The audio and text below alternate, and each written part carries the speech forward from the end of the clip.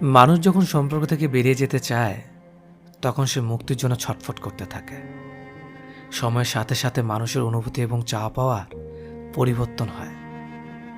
মানুষের প্রতি ভালোবাসা কিংবা মায়া চিরকাল মানুষের একরকম থাকে না। সম্পর্কের শুরুতে মানুষটা যতটা সিরিয়াস থাকে, একটা সময়ের আগ্রহ হারিয়ে মানুষ আর ততটা সিরিয়াস থাকে না। সম্পর্কের শুরুতে ব্যস্ততা বলতে যার কোনো বালাই ছিল না, একটা সময় সম্পর্ক এবং মানুষটার প্রতি তিক্ততা এসে গেলে ব্যস্ততার অজুহাত এড়িয়ে চলে। সম্পর্কের শুরুতে যে মানুষটা বেশি আগ্রহ দেখায়, বেশিরভাগ সময় সে মানুষটা উদাসীন হয় সম্পর্কের প্রতি। অপর পাশে মানুষটাকে এড়িয়ে চলে অবহেলা করে। প্রতিটা মানুষের সম্পর্ক করার পেছনে একটা না একটা কারণ বা উদ্দেশ্য থাকে। আর যখন সে উদ্দেশ্য উল্টো দিকে মুখ নেয়, তখনই সে মানুষটা সম্পর্ক থেকে বের হওয়ার জন্য আপ্রাণ চেষ্টা করতে থাকে। তবে মজার ব্যাপার হচ্ছে যে মানুষটা সম্পর্কের শুরুতে সিরিয়াস থাকে, নিজের ভালোবাসা যে সত্য এটা প্রমাণ করতে সে সব করে। তারপর সম্পর্ক গভীর হলে সে মানুষটা সম্পর্ক থেকে বেরিয়ে যেতে চায়। তবে সরাসরি কখনো সে বিচ্ছেদ চায় না, সে অবহেলা করে, ব্যস্ততার অজুহাত দেখায়, উদাসীন থাকে, পরিস্থিতি কিংবা ব্যস্ততার দোহাই দেয়। আর তারপর অপর পাশের মানুষটা অবহেলা সইতে না পেরে নিজে থেকে একটা সময় সরে আসে সম্পর্ক থেকে। পৃথিবীর এই অদ্ভুত মানুষগুলোর পাতানো ভালোবাসার ফাঁদে যে পড়ে, সে জীবনের সমস্ত আনন্দটুকুই হারিয়ে ফেলে। জানেন তো, কাউকে ভালো না বেসে তার সাথে ভালোবাসার অভিনয় করাটা খুব অন্যায়। অন্য কারো আবেগ অনুভূতি নিয়ে খেলা করাটাও এক ধরনের পাপ। আর সেই পাপ একটা মানুষকে শেষ বয়সে হলেও ভোগাতে পারে চরমভাবে। 4 বছরের সম্পর্ক ভেঙে দিয়ে ভালোবাসার মানুষটা সেদিন আমাকে ছেড়ে চলে গেল। বিশ্বাস করুন, আমি প্রচুর কেঁদেছিলাম। বেঁচে থাকার সবটুকু স্বাদ শেষ হয়ে গিয়েছিল। আমি অনেক ভেঙে পড়েছিলাম। অনেকবার আত্মহত্যাকে মুক্তির পথ ভেবে সেই পথ অনেকবার পা বাড়িয়েছিলাম।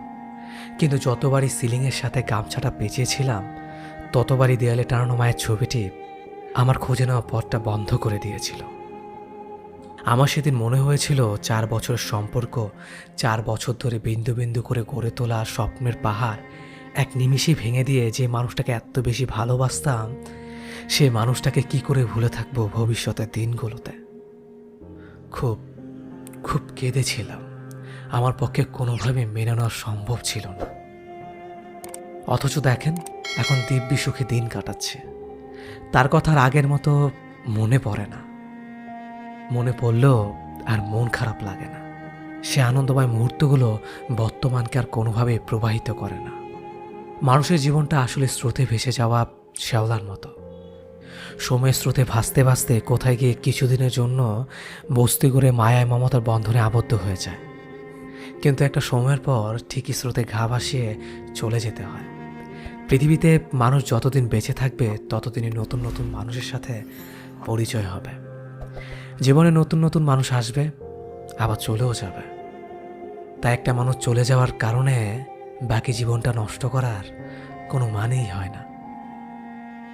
সম্পর্কের শেষের দিনটা এসে মহান সেজে অন্তত এই ডায়লগটা দেওয়া বন্ধ করো যে, তুমি অনেক ভালো।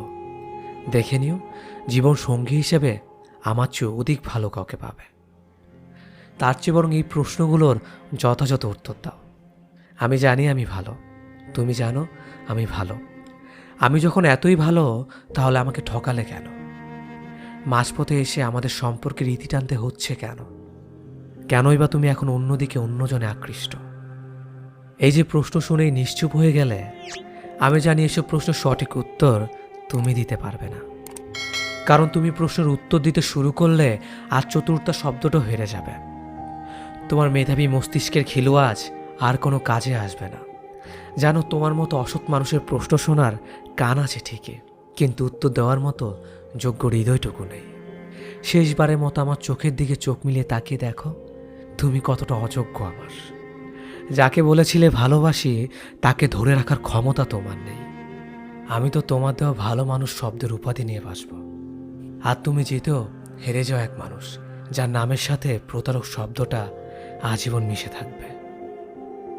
এই পৃথিবীতে সমস্যা কিংবা দুশ্চিন্তা ছাড়া কি কোনো মানুষ আছে? মানুষ ভেদে এই ধরনটাও ভিন্ন। যদি সমস্যা ছাড়া কোনো মানুষ থেকেও থাকে, আজ অবধি সেই মানুষ আমার চোখে পড়েনি। হরেক রকম মানুষ হরেক রকম যন্ত্রণা নিয়ে বসবাস করছে। কেউ সম্মুখে হাসছে কিন্তু আড়ালে কাঁদছে। কেউ নিজের যন্ত্রণা অন্যের কাছে প্রকাশ করে ভাবছে। এই ধরনীতে তার মতো দুঃখী কে আছে? কেউ অন্যের যন্ত্রণার কথা মনোযোগ দিয়ে শুনছে, নিজের যন্ত্রণা হাসি মুখে আড়াল করে। দিন শেষে সেও ভাবছে তার মতো ভুক্তভোগী কজন বা আছে। যার যার ব্যথা তার বুকে নিয়ে নির্মমভাবে ছড়িয়ে ছিটিয়ে আছে। যার বুকে পাহাড় সময় ব্যথা আষ্টে পিষ্টে জড়িয়ে আছে, তার সাধ্য কোথায় অন্যের ব্যথা লাঘব করবার? আমরা সবাই তো ভিন্ন রূপে ভুক্তভোগী, আলোতে কিংবা আধারে, প্রকাশ্যে কিংবা গোপনে। এই পৃথিবীতে তুমি কিছু নিয়ে আসো নাই, তুমি কিছু নিয়েও যাইতে পারবা না। জন্ম থেকে মৃত্যুর মধ্যবর্তী যে রাস্তা ধরে তুমি হাঁটছ, সেই রাস্তায় তোমার সাথে অনেকেরই দেখা হবে, পরিচয় হবে, কাঁধে হাত রাখার মতন সম্পর্ক হয়ে যাবে। আবার তোমাকে একটু পরপর সেসব মানুষের সাথে সম্পর্ক হারাতেও হবে। আমাদের সবার গন্তব্য এক হলেও সেই গন্তব্যে পৌঁছানোর রাস্তা সবার এক না। এক একজনের এক একটা পথ ধরে হাঁটতে হাঁটতে যার যার গন্তব্যে পৌঁছে যায়। যখন তোমার পাশাপাশি হেঁটে যাওয়া পথিক হুট করে তোমার সাথে হাঁটা বন্ধ করে দিবে, তখন বুঝে নিবা তার গন্তব্যে পৌঁছানোর পথ আর তোমার পথ এক না। জীবন নিয়ে দার্শনিক হওয়া জরুরি না, তবে জীবনের প্রতি সামান্য বোধ থাকা ভালো। যখন একের পর এক মানুষ তোমাকে ছেড়ে যাবে, তখন সেই মানুষ ছেড়ে যাওয়ারে সহজভাবে নাও। মনে রাখো, তুমি নিজেও সবাই সাথে নিয়ে গন্তব্যে পৌঁছাইবা না, বরং গন্তব্যে পৌঁছানোর জন্য তুমি অনেকেরই ছাইরা যাইতে বাধ্য হইবা। অনেকেরই দেখি পাশাপাশি হেঁটে যাওয়ার পথিক হারাইয়া গেলে রাস্তায় দাঁড়িয়ে যায়, অপেক্ষা করে, বারবার পেছনে ফিরে তাকায়। অপেক্ষা করতে করতে যখন দুপুর শেষে সন্ধ্যা হয়ে আসে, তখন অন্ধকার ভয় পায়, ইচ্ছে থাকলেও হাঁটবার সাহস পায় না। এই অন্ধকার পর্যন্ত তুমি কারো জন্য দাঁড়ায়া থাকো না। আলো থাকতে থাকতে বাড়ি ফিরা যাও, গন্তব্যে পৌঁছাও। গন্তব্য পৌঁছানোরই এই জীবনের উদ্দেশ্য। তাতে একা যাওয়ার আর দোকা যাওয়ার ভেতরে এক্সট্রা কোনো বেনিফিট থাকে না। কারো চলে যাওয়াতে পেছনে তাকিয়ে লাভ নেই। পেছনে কেউ নেই। তোমার পাশাপাশি যে ছিল সে নাই, মানে সে পাশের কোনো এক রাস্তা ধরে হাঁটছে।